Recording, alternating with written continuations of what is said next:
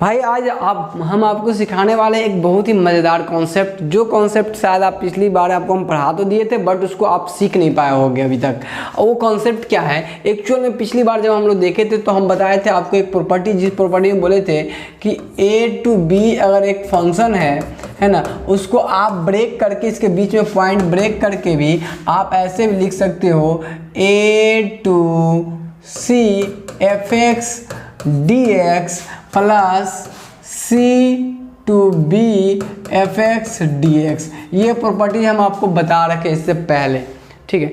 But आपने एक question हमसे किया भी नहीं और आपके पास शायद माध्यम ना हो इसलिए आपने ना किया हो, बट आपने हम बताया था कि ब्रेक करते हैं, क्या करते हैं, ब्रेक करते हैं। लेकिन हम एज ए स्टूडेंट हम लोगों को भाई पता कैसे चलेगा कि कहाँ पे ब्रेक करना है कहाँ नहीं करना है, हमको पता नहीं चलेगा कि कहाँ ब्रेक करना नहीं करना है। तो ब्रेकिंग रूल्स होती है कि किस पॉइंट पे ब्रेक करेंगे, है ना, किस पॉइंट पे ब्रेक करेंगे। आपको आज की क्लास में हम यही सिखाने वाले हैं, इस प्रॉपर्टी का यूज कैसे चले। पिछली क्लास में आप ये प्रॉपर्टी पढ़ा दिए होंगे, आप ये प्रॉपर्टी समझ भी गए होइएगा, आपको ये याद भी हो गया होगा, बट इस प्रॉपर्टी का एप्लीकेशन कैसे करना वो आपने अभी तक सीखा नहीं।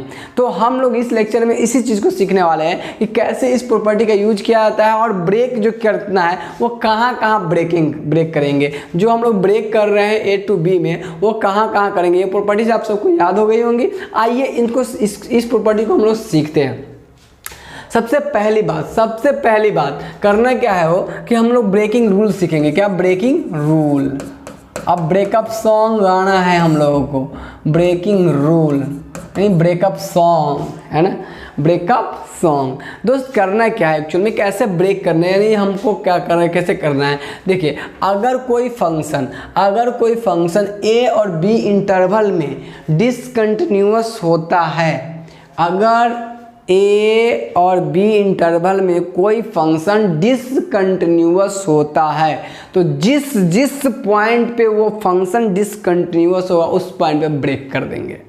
तो पहला लिखेंगे, पहला रूल में लिखेंगे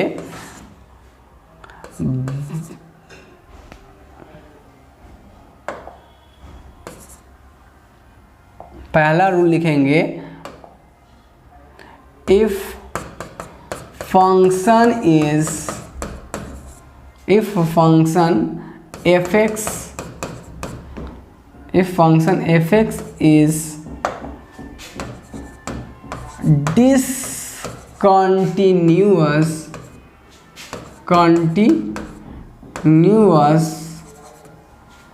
discontinuous in interval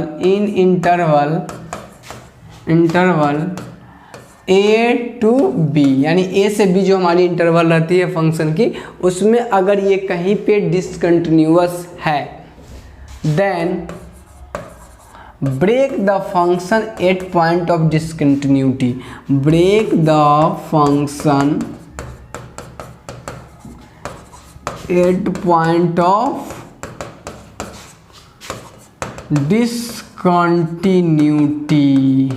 डिसकंटिन्यूटी पे आपको ब्रेक कर देनी है। This is the breakup song. ये पहला ब्रेकअप सॉन्ग जो आपको याद रखनी है। अगर किसी इंटरवल में किसी भी पॉइंट पे वो फंक्शन डिसकंटिन्यूअस होती तो उस पॉइंट पे ब्रेक कर सकते हैं। मतलब क्या, मतलब ये कि अगर कोई फंक्शन ऐसा है फिर यहाँ पे ब्रेक हो के ऐसा है, तो अगर a to ये b है, ये a से b है और ये c पे डिसकंटिन्यूअस है, तो a से b है, a से c और c से, अगर मान लीजिए हमारे पास डिसकंटिन्यू तो बीच में तो गैप हो जाएंगी, तो ये सी पॉइंट तो होंगी नहीं यहाँ, है ना। तो एक्चुअल में हम क्या करेंगे, ऐसा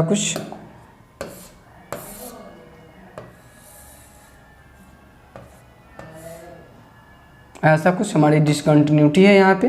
तो इस पॉइंट पे हमारी a से b की बात किया जाए, तो a से c तक, तो हमारी डिसकंटिन्यूटी यहाँ पे है, यहाँ पे एक ब्रेकेज हुआ है और यहाँ से यहाँ तक, तो a से c से b कर लेंगे।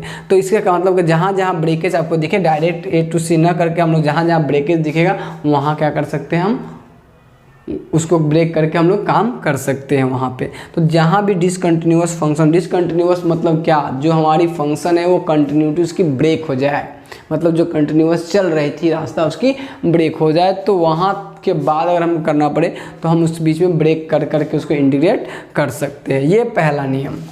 अब दूसरी बात, अब दूसरा ब्रेकअप सॉन्ग कहता है कि कहाँ ब्रेक करेंगे। आइए हम आपको ये रूल का उपयोग करना सिखाएं, ठीक है। ये खाली याद रखने के लिए ही नहीं बना हुआ है, इसकी ज़रूरत हम पिछली क्लास में बता दें, इसकी ज़रूरत तब इसको हम लिखे, मज़े लेने के लिए नहीं है ना। दूसरी बात ये कहता है कि if it is use for break for non uniformly defined function, non uniformly defined function. अच्छा, नॉन यूनिफॉर्मली डिफाइंड फंक्शन कहते किसको है? तब सबसे पहला बात कि आपको पहले वैसे फंक्शन दिख जाएगा, वो कहते किसको है। तो आइए हम आपको इसका एक उदाहरण देके समझाएं कि नॉन यूनिफॉर्मली डिफाइंड फंक्शन कहते किसको है और कैसे इसमें हम लोग ब्रेक करके इस चीज़ को इंटीग्रेट करने को जाते हैं। तो वहाँ हम लोग जहाँ in non uniformly defined function होगा तो वहाँ हमको डिसकंटिन्यूटी आती है और हम लोग क्या करते हैं, वहाँ पे यूज करते हैं इस वाले कॉन्सेप्ट को इंटीग्रेट करने के लिए। तो आइए एक प्रॉब्लम के साथ इसको लर्न करने की कोशिश करते हैं। हमारे पास एक प्रॉब्लम है, एक प्रॉब्लम हम लोग ले लेते हैं कि हमारे पास एग्जांपल के लिए एक प्रॉब्लम है कि इफ़ fx बराबर हमारे पास है, ठीक है, fx बराबर हमें दिया गया है कि एक फंक्शन है x और एक है x स्क्वायर, ठीक है। अब ये कब है, x कब है, x है आपको लेस देन 1 के लिए, x लेस देन 1 के लिए x फंक्शन है और x का मान जब ग्रेटर देन 1 होगा तो इसके लिए आपको x स्क्वायर फंक्शन है, ठीक है। और तब आपको कह रहा है कि फाइंड, ठीक है, integration of fx 0 to 2fx dx, 0 to 2fx dx, ठीक है। आपको ऐसे दे दिया एक फंक्शन इसका इंटीग्रेशन करने के लिए, यानी आपको इसका इंटीग्रेशन करके दिखाना है। यही तो हमारा fx है, इसका इंटीग्रेशन करना है। फिर अब देखो, अरे अजीब सजीब क्या क्या दे दिया है ना, हम लोग को लगे ना अरे भाई क्या क्या दे दिया है इंटीग्रेशन करने के लिए। अब दुद्दू को एक इंटीग्रेशन कैसे होगा, ठीक है दोस्त, ऐसा हमारे सवाल में प्रॉब्लम आएंगे मन में। तो हम लोग क्या करेंगे, हम लोग देखेंगे अच्छा ये तो नॉन यूनिफॉर्मली डिफाइंड, ऐसे फंक्शन जब दिए रहते हैं, आप याद करो, इससे पहले भी आपको पढ़ना था, अगर आपने नहीं पढ़ा तो कोई बात नहीं। जब कभी भी इस तरीके से फंक्शन दिया जाता है तो ऐसे फंक्शन का नाम होता है नॉन यूनिफॉर्मली डिफाइंड फंक्शन। फिर से सुन लीजिए, इस तरीके से कोई फंक्शन दिया रहता है तो आपको बोलते हैं, इसको हम लोग क्या, नॉन यूनिफॉर्मली डिफाइंड फंक्शन। अब ये फंक्शन का जब हमें इंटीग्रेशन करना रहेगा तब देखिए ध्यान से हम कैसे करेंगे, गौर से देखिए। अभी करना है आपको इंटीग्रेशन मतलब 0 to 2 में करना है उस फंक्शन का। तो 0 to 2 में करना है तो हम लोग कहेंगे इस चीज़ को सॉल्यूशन में, अच्छा गौर से आप देखिए कि 0 to 2 में आपको 0 होगा, इंटीजर पर अगर ब्रेक करने जाओगे तो 1 होगा, 2 होगा।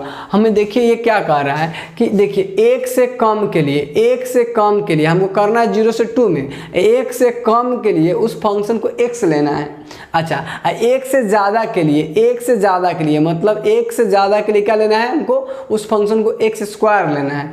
तो हमारा इंटीग्रेशन कैसा होगा, हमारा हो जाएगा इंटीग्रेशन लेट, या फिर ऐसे डायरेक्ट लिखते हैं, है ना, ऐसे लिखते हैं हम लोग अपने इंटीग्रेशन को। क्या करेंगे दोस्त, ये हमें करना क्या, 0 to 2fx dx।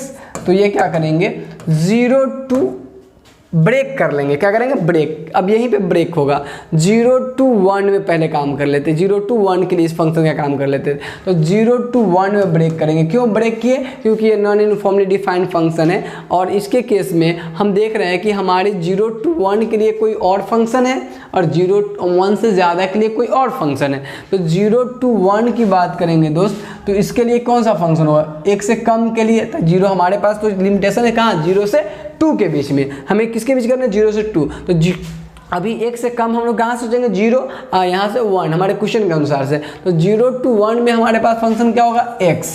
तो x dx, अच्छा प्लस क्योंकि अभी पूरा 0 से 2 में करना है। तो अभी तो 0 से 1 में किया है, तो पूरा इंटीग्रेशन मतलब जोड़ होता है, इंटीग्रेशन मतलब जोड़ होता है। तो अभी 0 से 1 में कर लिया, हमको 0 से 2 में करना, तो 1 तक में कर लिया, उसके आगे वाला भी करके जोड़ देंगे तो हमको पूरा में मिल जाएगा 0 से 2 में। तो हम लोग यहाँ 0 से 1 में कर लिए। अच्छा, 0 से 1 के लिए हमारे पास फंक्शन क्या है, x है, तो हम लोग इसका x dx कर लिए। अब आगे देखिए, अब 1 से अधिक की बात करें, 1 से अधिक की, तो 0 से 1 के बाद होगा क्या, 1 से अधिक के लिए, तो 1 से अधिक यानी 1 से शुरू किए, और 1 से अधिक कितना जाना है हमको तो 2a तक जाना है, हमको क्या तक जाना है, 2 तक। तो 1 से अधिक होगा 2, तो यहाँ हो जाएगा क्या, x² dx। ठीक है, अब आप इसका इंटीग्रेशन कर लीजिए। अब कितना आसान तरीके से हम कर पाएंगे, इसका होगा x²/2, कहाँ से कहाँ, 0 से 1। इसका क्या हो जाएगा, x³ 3, कहाँ से कहाँ, 1 से 2। दोस्त क्या हो जाएगा, यहाँ से अपर लिमिट पुट करेंगे तो हो जाएगा 1² - 0। ठीक है, और ये हो जाएगा प्लस 2³/3 - 1³/3। दोस्त जब इसका कैलकुलेशन करेंगे तो ये आ जाएगा 1/2, और प्लस इसका करेंगे तो जाएगा 8/3, और ये हो जाएगा -1/3। यानी ये आपका पूरा टोटल मिला के ये आपका कैलकुलेशन करने पर हो जाएगा 1/2 प्लस ये हो जाएगा 7/3। ठीक है, और यहाँ जब करेंगे तो एलसीएम लेंगे तो जाएगा 6 हो जाएगा, तो बाबू ये हो जाएगा 3, और 3 हो जाएगा 14, 14 और 3 हो जाएगा 17/6। अब कैलकुलेशन देख लीजिएगा सही से, बाकी हमारे हिसाब से तो सही है।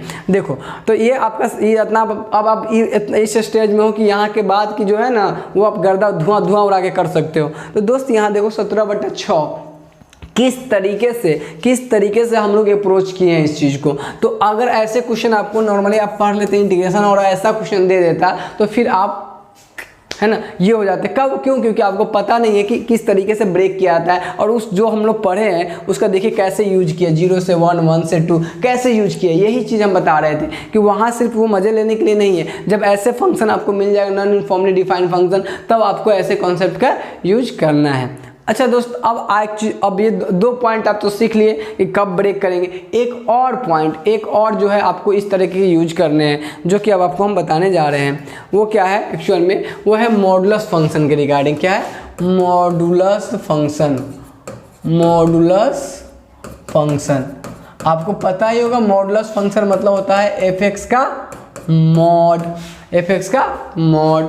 अगर हमें इसमें भी आपको ब्रेक करने की ज़रूरत पड़ेगी, अभी तक इससे पिछले जितना भी इंटीग्रेशन पढ़े उसमें मॉड कहीं लगा हुआ नहीं मिला आपको, है ना, मॉड कहीं लगा हुआ नहीं मिला है। ठीक है, तो अब आपको हम बताते हैं कि कैसे करेंगे। जैसे आप देखिए, अब ध्यान सुनिए, आपको कॉन्सेप्ट जो हम दे रहे हैं, कॉन्सेप्ट ध्यान रखिए। देखिए कॉन्सेप्ट क्या है कि अगर आपको दे दे इफ़ आपको दे दे इंटीग्रेशन ऑफ 0 to, ठीक है, आपको दे दे 0 to कुछ भी, a to b या a to b ले लो, a to b, ठीक है, और fx का मॉड dx। ठीक है, अब ऐसे इंटीग्रेशन दे दे मॉड में, अभी नॉर्मल दे रहे थे, अब मॉड लगा के इंटीग्रेशन आपको दे दे fx a to b fx mod dx, है ना, मॉड में रहेगा। तो आपको करना क्या है, इस a to b में break at the point fx = 0। आपको इस फंक्शन को वहाँ ब्रेक करना है जहाँ fx = 0 हो रहा होगा, इतने पर ब्रेक कर लेना है। तो ये क्या बोल गए आप, हमको पता ही नहीं चला कि आप क्या कह गए, मोड में ब्रेक करना। अरे भाई कुछ नहीं, इसको बहुत ही सिंपल से बोले आपको कि A से B में रहे, अभी मोड नहीं था तो हमारा दर्द नहीं हो रहा था, नॉन यूनिफॉर्मली वाला में दर्द होता, जो कि हम आपको सिखा दिए अभी जस्ट। हाँ, अब इसमें रहा कि मोड fx है, उसकी मोड dx है, तो इसमें थोड़ी दर्द हमें होगी। तो उस दर्द को कैसे मिटाएंगे, उस दर्द को मिटाने का तरीका क्या है, देखिए fx अगर मॉड में रहेगा तो आप सीधा कुछ नहीं करना, जो फंक्शन रहेगा उसको 0 के बराबर कर देना। जैसे कि अगर आपको एक सवाल से बताया तो बहुत और मज़ा आएगा आपको। ये एक प्रॉब्लम से हम इस चीज़ को समझते हैं, जिससे आपको बहुत अच्छे से और क्लियर हो जाएगा। देखिए आपके पास एक इंटीग्रेशन है, इंटीग्रेशन ऑफ 0 to 5, है ना, मॉड ऑफ x - 2 dx, ठीक है। आपको ऐसे क्वेश्चन दे दिया, अब जैसे देखे हमको दर्द होने लगा, भाई पहले मॉड नहीं था तो अलग अलग करके डायरेक्ट कर लेते जल्दी से, लेकिन मॉड आ गया। मॉड आने के बहुत बच्चे को क्वेश्चन हुआ कि सर ऐसा वाला क्वेश्चन आप करवाए नहीं थे। दोस्त ये ऐसा वाला क्वेश्चन अब आ गया है। दोस्त यही कॉन्सेप्ट है जो कि आपको जानना था इस तरह के क्वेश्चन करने के लिए, और आप ऐसा करते हैं कि आप अच्छे से लर्न कर पाए हो। इस प्रॉब्लम को करने के बाद आप अच्छे से ग्रिप भी कर पाओगे। दोस्त तो x-2 है, मतलब आपको बताएं क्या कि जब मॉड में कोई फंक्शन रहे तो ब्रेक करते हैं हम उस पॉइंट पे जहाँ पे फंक्शन 0 होता है। तो हम करेंगे सॉल्व, क्वेश्चन है हमारे पास, हम करेंगे इसका सॉल्यूशन करेंगे। क्या हमारे पास गिवन डेट है, गिवन डेट क्या दिया गया हमें, integration of 0 to 5 mod of x-2 dx। दोस्त अब क्या करेंगे, हम कहेंगे नाउ क्या करेंगे, x-2 को क्या करेंगे 0 कराने, यानी x बराबर कितना आएगा 2, यानी हमको पॉइंट मिल गया किस पे, 2 पे ब्रेक करना है। कहाँ पे ब्रेक करना है, 2 पे ब्रेक करना है ना, 2 पे ब्रेक करना है। दोस्त 2 पे कैसे ब्रेक करना है, अब देखिए अभी आपको बताए थे कि हमें ब्रेक करना है उस पॉइंट पे जहाँ पे फंक्शन 0 के बराबर होता है। अब फंक्शन मोड के अंदर रहता है, देखिए मोड के अंदर जो x-2 है उसको 0 के बराबर किए, यहाँ से x का मान जो आया उस पॉइंट पे हमको ब्रेक करना है। तो उस पॉइंट यानी x बराबर कितना है 2 पे ब्रेक करना है। तो हम ब्रेक करके अगर इसको लिखेंगे तो हम इसको लिख सकेंगे integration of 0 to 5 mod of x-2 dx बराबर हम लिख सकते हैं 0 to 2 कहाँ पे ब्रेक किए, इसको 0 से 5 को कहाँ पे ब्रेक किए, 0 to 2, क्योंकि x मान 2 आया था, 0 to 2, ठीक है, 0 to 2 और एगो कहाँ पे ब्रेक करेंगे, अभी रुकिए, एगो और कहाँ पे ब्रेक करेंगे, एगो 0 to 2 हो गया। अब 2 से 5 0 to 2 हो गया, तो अब 2 से क्या हो जाएगा 5, 2 से 5। अच्छा दोस्त, अब बात आपको करना है कि आपको देखना क्या है कि ये 0 to 2 में ये जो फंक्शन है निगेटिव रह रहा है कि पॉजिटिव रह रहा है, वो देखना पड़ेगा आपको। 0 to 2 में ये निगेटिव रह रहा है कि पॉजिटिव, तो ये पता कैसे चलेगा, तो कोई एक वैल्यू 0 to 2 के बीच के डाल के देख लीजिए। जैसे 0 to 2 के बीच के डालिएगा तो क्या आएगा, देखिए तो 0 से 2 के बीच डालिएगा, 0 से 2 1 डालिए, तो 1 डालिएगा तो निगेटिव आ जाएगा। कैसा आएगा, निगेटिव। तो मॉड हटाएंगे किसके साथ, निगेटिव के साथ, मॉड हटाएंगे किसके साथ, निगेटिव। अब 0 to 2 में आपको देखना है कि फंक्शन कैसा है, निगेटिव या पॉजिटिव, तो मॉड हटा देंगे किसके साथ, निगेटिव के साथ। ये हो जाएगा कैसा, -x-2 dx, ठीक है, x-2 dx, ठीक है। एक मिनट दोस्त, ये हो जाएगा आपका -x-2 dx, ठीक है दोस्त। अब देखो यहाँ से दोस्त, यहाँ से देखो ध्यान से दोस्त, ठीक, अब देखो यहाँ से ध्यान से, इसके अलावा अब देखेंगे 2 से 5 में, तो 2 से 5 के बीच की कोई भी नंबर आप उठा कर देख लो और इसे चेक कर लो कि पॉजिटिव आ रहा है कि निगेटिव। तो 2 से 5 के बीच 3 ले लेते हैं, बहुत आसानी से चेक हो जाएगा। अब दूसरा भी लेके कर सकते हो, लेकिन 3 लेते हैं, 3 - 2 1 पॉजिटिव आ रहा है, मतलब प्लस में, तब प्लस में कोई भी चीज़ रहता है तो उसको मॉड आसानी से बिना हम ऐसे ही हटा देते हैं, कोई साइन नहीं लेते हैं। लेकिन जब माइनस में आता है तो एक माइनस के साइन के साथ आ जाता है मॉड, तो मॉड का ये रूल होता है। तो अभी इसको हटाएंगे कैसे, कोई भी बिना साइन चेंज किए, क्यों, क्योंकि ये पॉजिटिव है।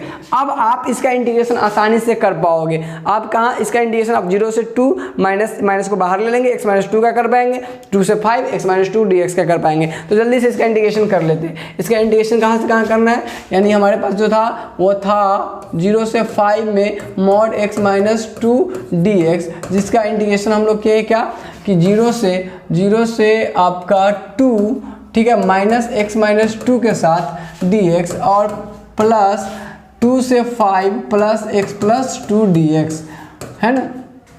अब यहाँ देखिए माइनस बाहर आ जाएगा, है ना। अब इसका कर देंगे अलग अलग, है ना, अलग अलग। ये हो जाएगा आपका -x-2 dx, कहाँ से कहाँ, 0 से 2, और ये हो जाएगा 2 से 5 x+2 dx। दोस्त यहाँ से देखो, इसका करेंगे तो इसका हमको पता है ऑलरेडी कि अलग अलग करके करेंगे, इसका आएगा, इसका माइनस रहने दो, इसका इंटीग्रेशन कहाँ से कहाँ आएगा, देखो इसका अलग अलग करेंगे तो ये हो जाएगा x² 2 और -2x, इसका इंटीग्रेशन, और कहाँ से कहाँ, 0 से 2। अच्छा, इसका क्या हो जाएगा दोस्त, इसी का होगा x² 2 और प्लस 2x, ठीक है। ये भी इसका भी होगा, यहाँ का 2 से 5, वैल्यू निकाल लेंगे, कैलकुलेट कर लेते हैं। इसका 2 पुट करेंगे अपर लिमिट में तो 2² माइनस 2 इंटू का 2, ठीक है। इसके बाद माइनस ब्रैकेट ऑफ एक बार 0 पुट करें तो 0² माइनस 2 इंटू का 0, upper limit lower limit put कर लिए। ये सब चीज़ें आप भली बातें आप जान गए होइएगा। अब देखिए यहाँ से ये 5² प्लस 2 इंटू का 5 माइनस, है ना, यहाँ हो जाएगा आपका 2² प्लस 2 इंटू का 2। अब इस तरीके से आप देखो यहाँ तक ये हो जाएगा।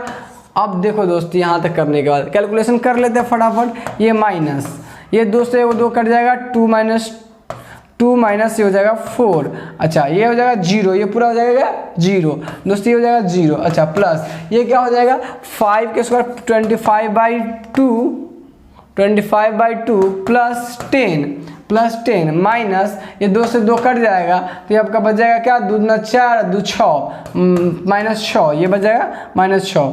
अब ऐसा कुछ बच जाएगा कैलकुलेशन करने पर। दोस्त इसको सिंप्लीफाई करेंगे तो कितना बचेगा, ये 4 में से 2 गया -2 प्लस 2 ये बच जाएगा। अच्छा इसका कितना हो जाएगा, 6 में से 10 गया 4 यानी 25/2 प्लस 4। दोस्त इसका कैलकुलेशन कर लेते हैं तो एलसीएम लेंगे तो नीचे में 2 आ जाएगा। ये हो जाएगा क्या, 2 कम 2 4 4 25 है ना। अब 25 ये हो जाएगा क्या, आप 4 दूना 8 यानी 25 8 33 8 4 37/2, इसलिए कितना हो जाएगा 37/2, ये 37 हो जाएगा 2 आंसर हमारा कितना आ जाएगा। इसका इंडिकेशन कितना आएगा, हमें 37/2 हमें देखने को मिल जाएगा। दोस्तों इस तरीके से जब कभी मॉडुलस फंक्शन देता है तो आपको उस पॉइंट पे ब्रेक कर लेना है जिस पे फंक्शन को हम 0 के बराबर कर लेते हैं और उसके बाद उसको सॉल्व करना है। तो आपको अपेक्षा करते हैं कि बहुत ही आसानी तरीके से कैसे मोड वाला फंक्शन को हम लोग सिंप्लीफाई करते हैं वो समझ में आ गया होगा। तो हम मिलते हैं आपसे नेक्स्ट लेक्चर में। आज का इतना ही, धन्यवाद।